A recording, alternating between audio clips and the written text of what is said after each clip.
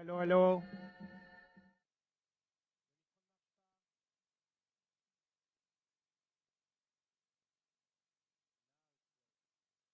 So I don't know if you're actually leaving or not. I don't see anything with spotlights in my face. So thank you for staying, and I think you were right to stay because we are about to have an amazing Q&A with the director. I hope you enjoyed the film. Who has enjoyed the film? Great. So, just a few instructions. So this Q&A is live streamed. I've said that before. We will synchronize the live streaming with all the other cinemas, but also it's also streamed live on the internet. We have a hashtag that I have here. Lux Prize. So I will be taking, after around 10 minutes, I will be taking questions from you. So I will start the interview, and then afterwards I will open the floor to questions, and I will alternate between the questions in this room and the questions online. So if you're frustrated that I'm not taking your questions because I expect that a lot of hands will be raised, don't hesitate to tweet from this room. So maybe your question will be picked up through Twitter, okay? So are we already live? Someone can tell me that or not? Yes? So without further ado, I'm inviting on stage the director of the film, Benedikt Erlingsson. Please, applause.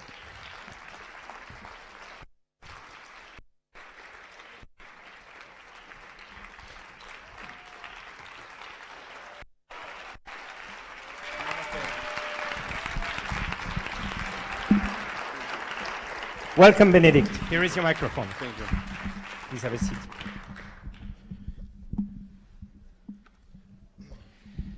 So congratulations for this film.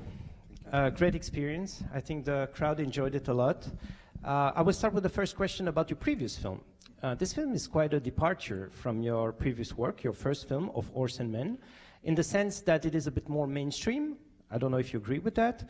Can you tell us a little bit more about this conscious choice to go through a more mainstream funnel? Yes, the conscious choice was to make a mainstream blockbuster film about a complicated issues, a straight story. Of Horses and Men was a many stories film, like a vignette, or it was in a spirit of Pasolini, in that sense, like Decameron or Canterbury Tales. But I wanted to prove for myself that I could, make a straight story, and also the concept of action hero.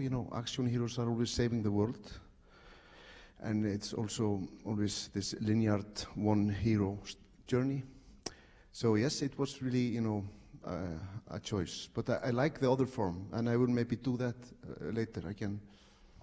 So the film is really carried on by a very strong actress, a very strong lead. I mean, she's like 80% of the film. I know, I don't want to diminish your work, because it's also a great direction.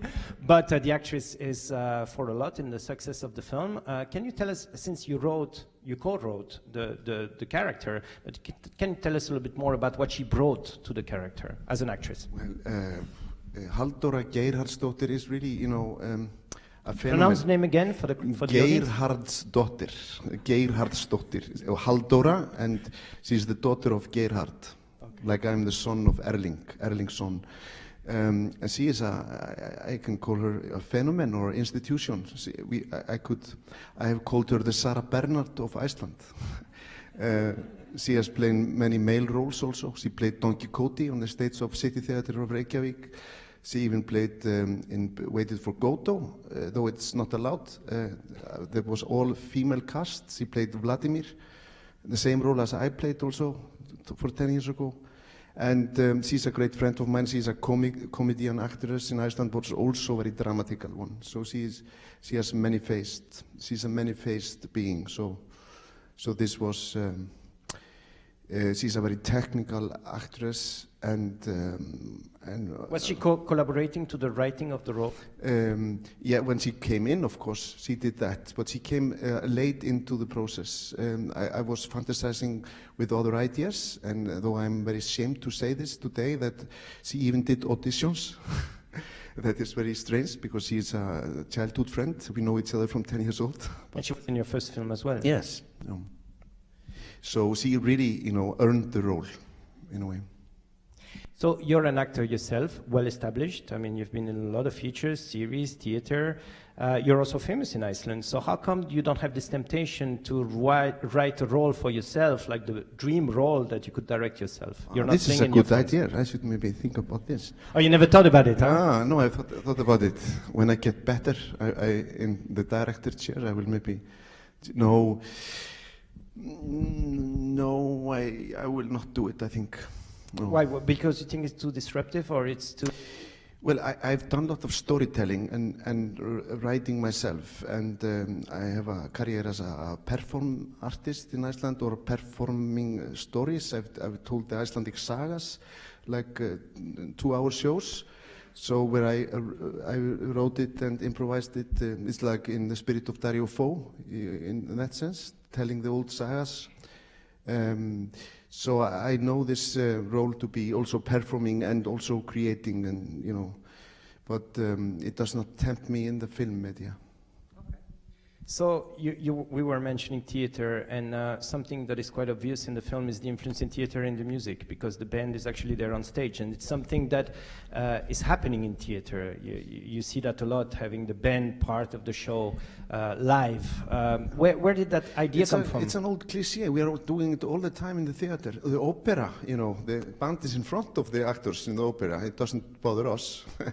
We can buy that, and it's an agreement that is very easy in theater. We're doing it all the time, and in a way, but there, I was thinking about also, there were many things that I'm thinking about the music, also this thing of Verfremdung, to remind the audience that we are watching a fairy tale, to make us conscious that this is a, crazy fairy tale in that sense.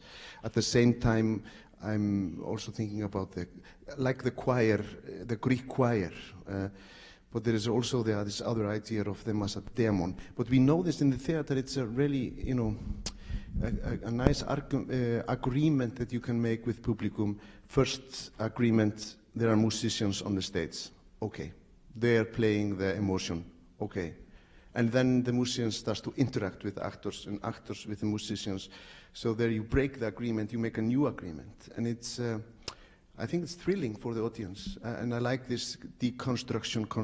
You make an agreement, you break the agreement, you make a new agreement. It's part of what makes me interested when I watch theater or films. You also play with the fact of simplifying a lot of stuff. I mean, it's political in a way, it's engaged in a way, but there are a lot of things that we don't know, for example, what Hala is doing for a living. There are a lot of things that are not completely realistic about the film. It's more of a fairy tale in that sense, and yet the message is still quite strong. I mean, were you consciously blurring those boundaries with reality with a film like that? Yeah, well, I was trying to be very realistic. Icelandic way. She's a musician, and really this could happen in Iceland, and there are a lot of crazy musicians in Iceland that could do this. Women are really active in the environmental fight. They are very strong. We have a kind of, in my life, I'm surrounded with matriarchy. I had very strong grandmothers and mothers, and we have a lot of strong women that are really, active in our society, and so this is really a cliché from Icelandic perspective to have a woman, saving the world. I think women are always saving the world. In my life, the women were always saving my world. So, and in the environmental scenario, we have this, we have it. Great examples is Berta Ceres from Honduras that was assassinated for her environmental fight. And there are many examples of women taking strong lead in the environmental battle. In that sense, the film is very fitting the Me Too movement and the feminism strike back movement that is happening for the last 2 years now. Were you conscious about that while making the film, or did you have any statement towards that movement? No, I was a little bit irritated how politically correct it sounded. It was not my aim in that sense, but it just came together, and I think it's beautiful. Yes, so yeah. When you were in the process of making the film, were there any concern about, for example, the fact that there's a female lead and she's that age, like midwife age, and not a strong Tom kind of actioner lead? Yeah, you know, we can talk a lot about her age. You know, in a way, it really comes out of the story. Also, the adoption situation, that women at that age has been denied adaptation. To adopt a child, and yet they have changed the rules and so on. So this is maybe a classical situation in that sense for a woman at that age. But you know, you can say it's also. I've often wondered, why are we not making more stories about women over 40 or 50? You know, for a cultural perspective, they are the ones that are buying the tickets. You know, culture is held up by women over 40, 50, you know, and they are buying all the tickets in theater and maybe in cinema, I don't know, but in theater in Iceland, they are the one, and if they like something, they come back with all their family and buy for them also the tickets. So they are a gold mine, you know, if you're interested in money and you are a filmmaker, so you should really, you know, harvest that. Yes. The film is also about ecology and environmental issues, but I felt personally that this environmental plot, actually it's something she does to hide her own personal problems. She has a gap in her life, she has a hole in her life, something is not filled, and she filled it with this mission. Do you think that at the end of the movie she abandoned the first mission that we see in the film to just focus on a more family-oriented issue? I think it's, for me, it is the essence of the film. You sometimes talk about the pain of the author, you know, the seed, in the sand in the pearl, or whatever, you know, in the shell that makes the pearl. What is the essence is this need that I think we all have to be at use, to leave something good behind, do something for others.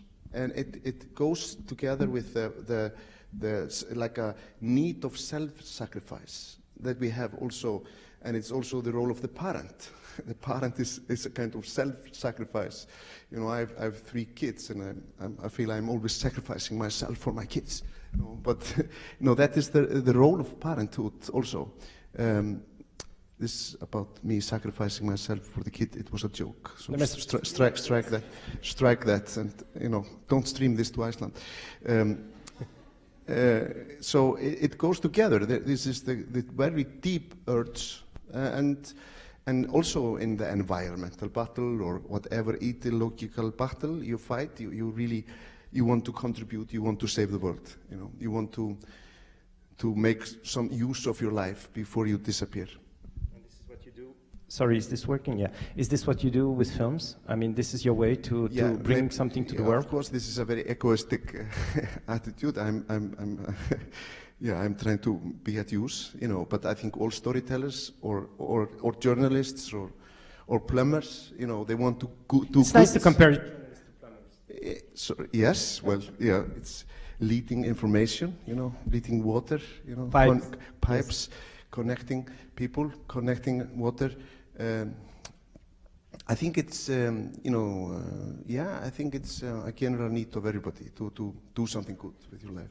And this film is, of course, about a woman that, you know, steps also over the line in that sense. And she becomes very radical and takes high-risk decisions. So you certainly did good to this audience tonight. I'm sure there are some questions in the audience. So I'm opening the floor to questions now. Is there any question? Don't be shy. It's a comedy. Yes, there's a question right there, sir. Something that I noticed about the movie is that music is a very strong element in the movie. And I noticed that you use it as a creative way to break the fourth wall, which is, I haven't seen that before, which is very, very cool. I was wondering, where did you came up with that idea for? I was very inspired by the musicians. The musician that I worked with, David Thor Jónsson, that is the musician and componist that made the music in my first film. and and he has also worked with me in the theater. He is a great performer and improviser and has a great talent, and his group that he created around this. So I really also wanted to find a way to work more with him. I like to also to be able to make the music while I was writing the script or before the shooting to enlarge that part. So part of it is also this need of being more around music. This is maybe my personal thing, but then I have a issue about music in films. I often see very good films, but I think they are ruined by the music. The violin starts to tell you, what to feel. And I think musical-wise, we are a little bit stuck in a schema in cinema about music that we have to maybe break out, or I don't know, or not. But I have a strong feeling about that. So, and I like also to break the. You notice that we are Mickey Mousing. They call it Mickey Mousing a lot. It's like a no-go in cinema music. You should never, let the music tell what the picture is doing. But for me, I think it's funny. But of course, I always like the contrapunct also, when the music puts another perspective on the image. And it's a very powerful thing, of course, as you know. The music can change everything. And so it comes from that. I've been thinking a lot about music and the connection with music and image and how much it changes. And that is, really a playing field that I wanted to be on. It certainly makes the direction more difficult. I mean, you have to integrate that in the shots. I mean, it was more difficult to compose. Yes, it is really preparation. All about preparation. If you want to make a film like this with live music, just talk to me. I will give you a lot of good advices. You have to prepare very well.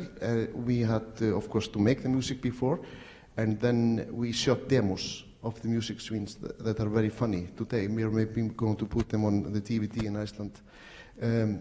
But it was all about not to be stuck in the editing room with a great musical scene, but too long scene that we had to cut, so on. So that was a lot of development and work in the music scenes. So the music brings a bit of a surrealistic touch as well. Yeah. And the question on Twitter about that, I mean, the film, someone from Santiago de Compostela in Spain is asking, the film is so funny and surreal in a way, like in terms of surrealistic inspiration.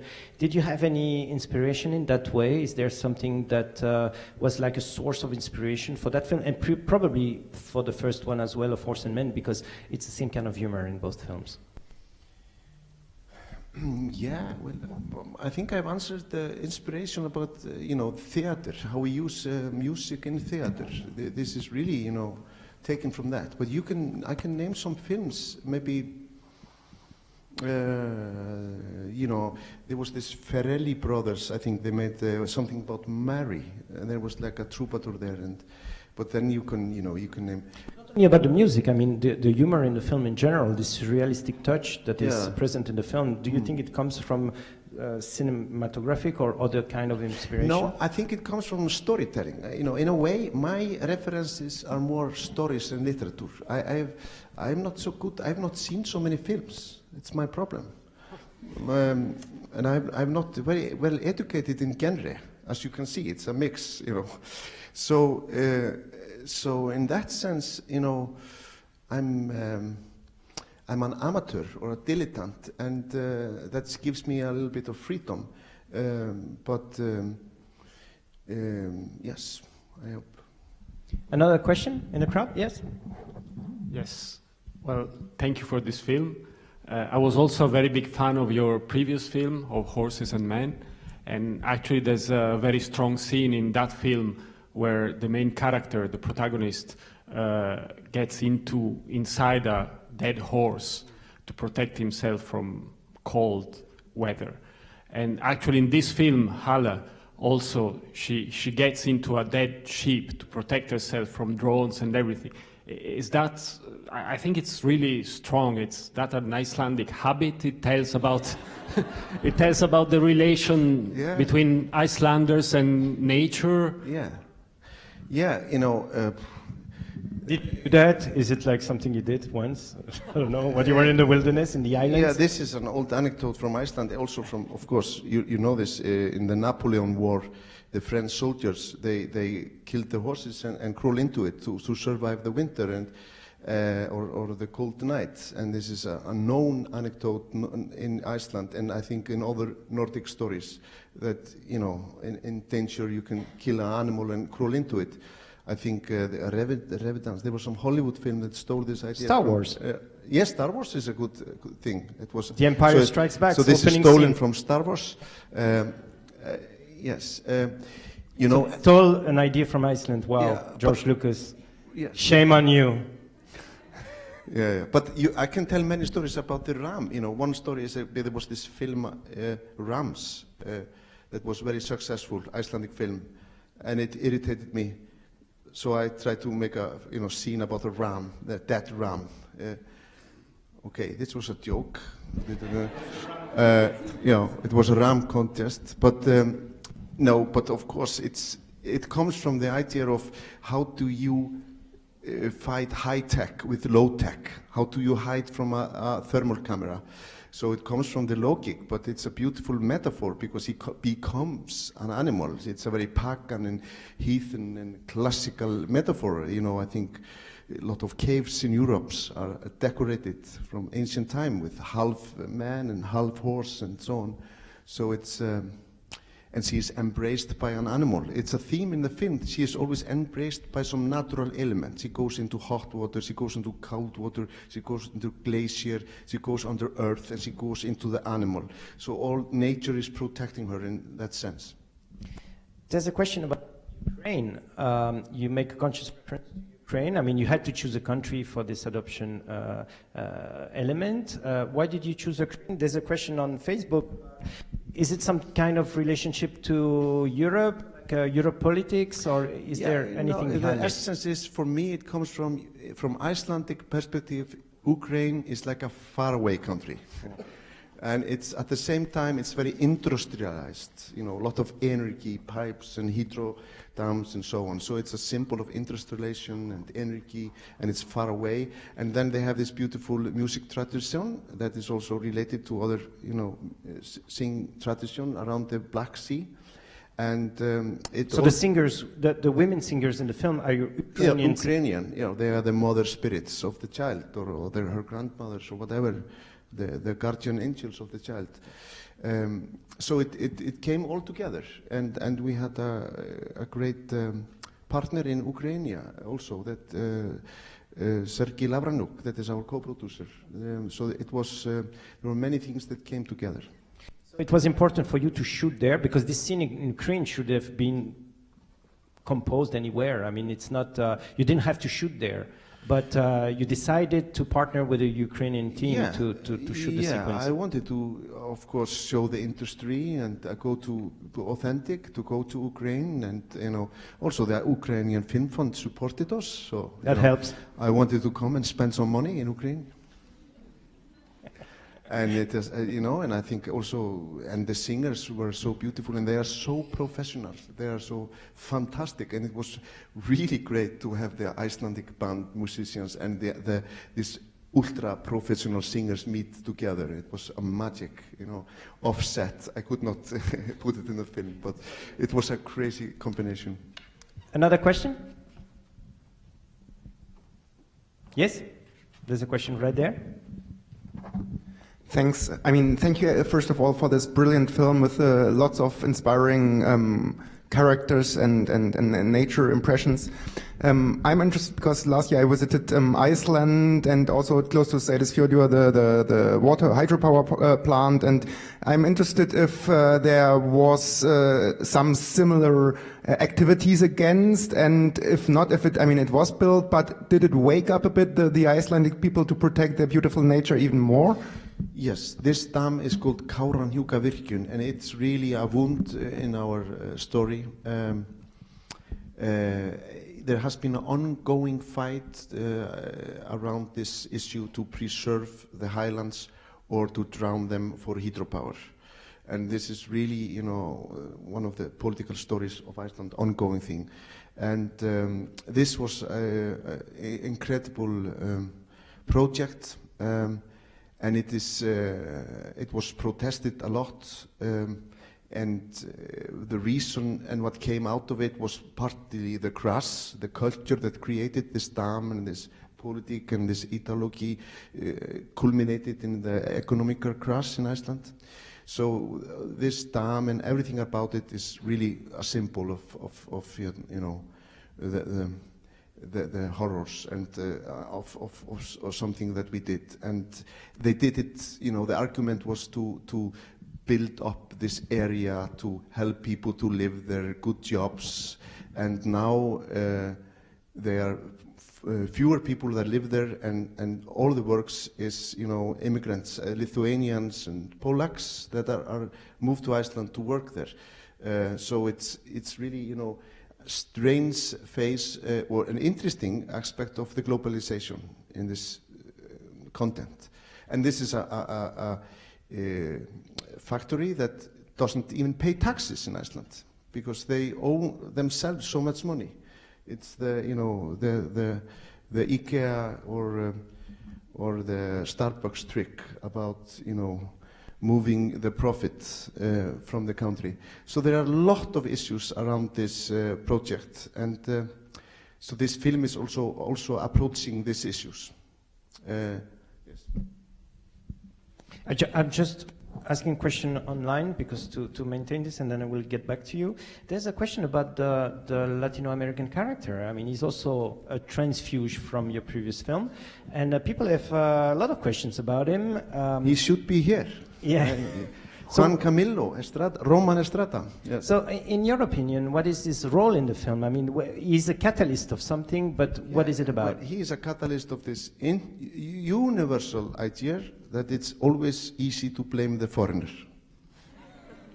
It's a universal thing. You know, find a foreigner and blame him. You know, doesn't matter, you know, which color or race or whatever. Just if he's different, then you blame him. And and of course he's also,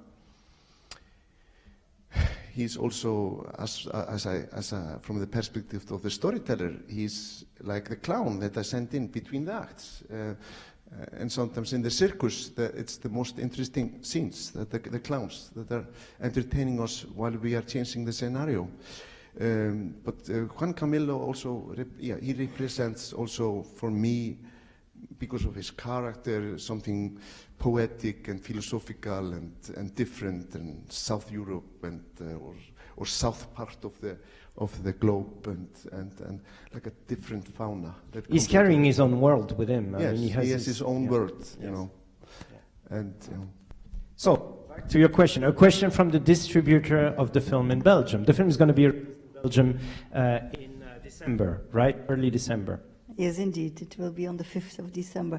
Well, my question was, since you were talking about the Polacks and other people working for the factory, and I had this idea also to ask the question about the Spanish-speaking tourists, but already the answer came. But what I really like in your film is that you tackle lots of political issues or nowadays issues, but with a smile, with laughter somewhere. Because, well, at the end, when the bus is stuck in the water, it's like flooding, it's climate, it's you tackle lots of issues that we should be worried about, but you do it like in a light way, and I really would like to thank you, because I think like the end is like really like, okay, we are drowning, there are all over. Nature is like teaching us a lesson, because we have like drafts on the one hand, and then and you tackle all those issues. So there's no question. Thank you. No, but I can say yes. There's a lot of big issues, but you know, sometimes you categorize this film as a comedy. I was not making a comedy. Just wait until I make a comedy. This is not a comedy. It was an. I laughed a lot. That's why I was laughing. This is why I. But I think you're right. You know, a comedy is like Aristophanes. They are metaphysical. They are very philosophical, attacking really deep and serious matter. At the same time, they are very burlesque. You know, they're comedies. You know, and brutal comedies. So you can make a joke that is deep, or you know, you don't have to, though you're light, you don't have to be shallow. So it's a just kind of storyteller you are, you know, and it also helps us to get a perspective of some issues, to watch it from the, to change the paradigm and to see how, you know, how we can smile at each other and of ourselves and so on. So it's an attitude of a storyteller, that you can tell a serious story with a smile. So actually you mentioned Don Quixote before, and since you mentioned it, it's in my mind now, and someone is asking the question online as well. So it really rings a bell now that you mentioned the character of Don Quixote, that Hala is kind of a Don Quixote. She's fighting these electricity towers like he's fighting windmills. So was there some kind of parallel there that you had in mind while shooting the film? Yeah, but her windmills are real. They are real giants, you know. They are real bad guys, you know. They are it's very interesting for us, our democratic society. We have to look at the multinational company and maybe create another kind of frame around it, because when you have a multinational company that is owned by so many shareholders and is just controlled by sometimes sociopaths, you know, it's like an organism that behaves like a sociopath. And we have to recognize that and accept it and embrace it and say, okay, you're a big company, but then we have to, you know, we have to squeeze you in. We have to make we have to be aware of this. And it's, you know, they have made documentary films about this. So I think her windmills are real giants. Another question? Oh yeah, many now, of course. I don't know, the first one who gets the microphone, it's the lady there. And that's me. I just have a little question. You mentioned Dario Fo in the beginning, and the way I hear you speak, I suppose he has been inspiring for you, or did you play things or perform? I mean, yes, he's one of my big inspirers. Right, inspiring my life. I've been performer like him, or you know, trying to be like him. I worked with him for 30 years. This is why I recognized it. Namaste. Well, thank you. Yes. Sure. We have another question in the audience? Here in the front. Oh, someone else has the microphone? Sorry. Oh, here. Sorry. And then I will get the microphone back to you. And Dario Fo is also a good example of a very serious playmaker, you know, attacking very serious issues in his comical way. I just wanted to ask if you intended for the audience to be more Icelandic or more international, because there are, of course, a lot of references to Icelandic culture and different things in there. I believe in the metaphor of be local, think global. Or was it the other way around? Think global, be local. You know, I think there is a truth in it. If you really dare to be local, then you can become global. Yes, there are a lot of references that only Icelanders will understand, but it's another layer. But I don't think it will spoil the film for you. Maybe, and there are some references that maybe some Icelanders will not understand, but you will understand. So, yeah, I think my discovery is that the film is communicating to a wide audience. But you're right, there is an Icelandic level in the film. I can reveal something like all the policemen, all the prison guards, all the authority politicians, everybody with power is played by comedian actors or clowns. So when Icelandic audience sees them, they're like, oh, now comes a joke, you know, but it doesn't come. They're just, you know, playing very seriously, you know, authority. So it creates a tension in the Icelandic audience. But we don't get that. You don't get that. Yes. You know, they're like, oh my God, now she will do something. It doesn't come. You know. But the film is also a love letter to Iceland and the islands and the landscape. It's almost like I'm just mirroring a question online here, but it's also a love letter to a character that is not a real character, but it's just the decor where the film is being shot. Do you think that you could have shot a film like that in another country? Yeah, I think you can remake this film in many countries. In a way, yes, it's a love letter. It's also a love letter to all the activists that have been fighting in my country and other countries, and also around Kárahnjúkavirkjun. There was a lot of protest and activists there, and how they were spent, or demonized. And it's, yeah, I think you could play with this storyline in many countries. So. I promised that there was a last question here. But is it the last question? Do we still have time after that? I just want to point out, I think in the Second World War, the Belgian resistance focused on pylons. I think it was their main method to take down the pylons. So that was one of my inspirations. Sorry. So there was a question right here, sir. Yeah. Hi. Thank you, first of all, very much for the film. I really enjoyed it. And you talked about a little bit about how you used some aspects of theater to maybe make the film even more real in a way than an actual, like a normal feature film would be.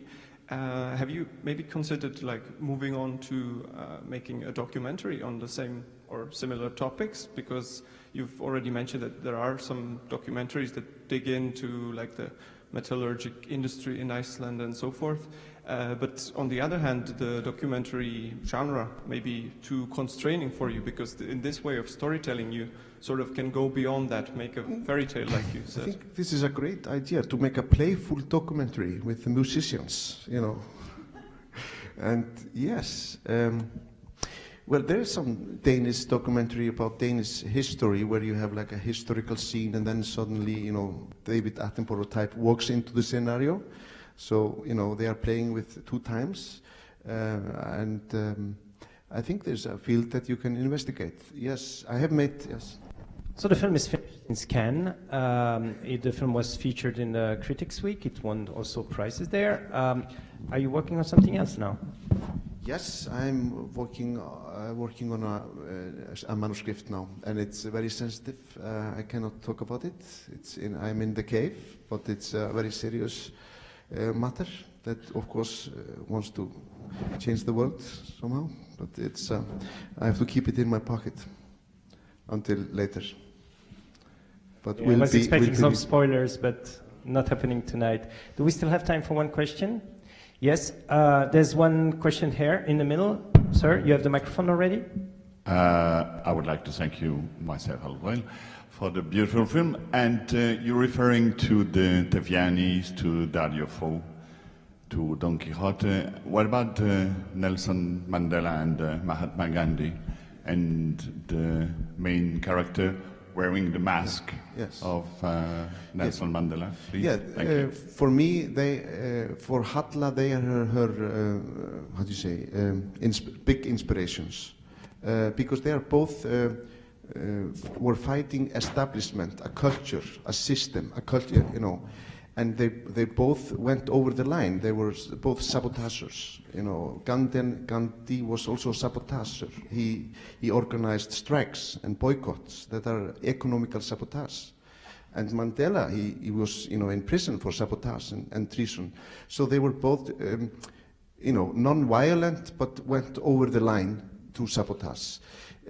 So their method was to put an economical pressure on their antagonists, in that sense.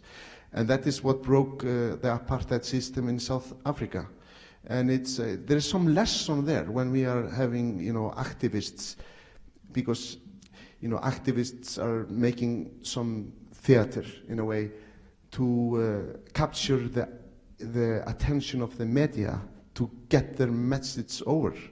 But, they only win the day in the media, and it will be spinned against them. Of course, on long term, they are storytellers. Maybe they are changing the values and the moral of the system. But today, we are at a point that we have to find a way, a non-violent way, to really make an economical pressure. And and change our waste culture. And the challenge is to make a new platform for new kind of growth, carbon-free growth, and we need really brave politicians, and because this is criminal not to react. There is an immediate threat approaching, and governments that don't react are criminal. So it's we are coming to this point. So it's a dangerous spot. It's dangerous because it's a double-edged sword when you cross the line, because you're also empowering your enemy.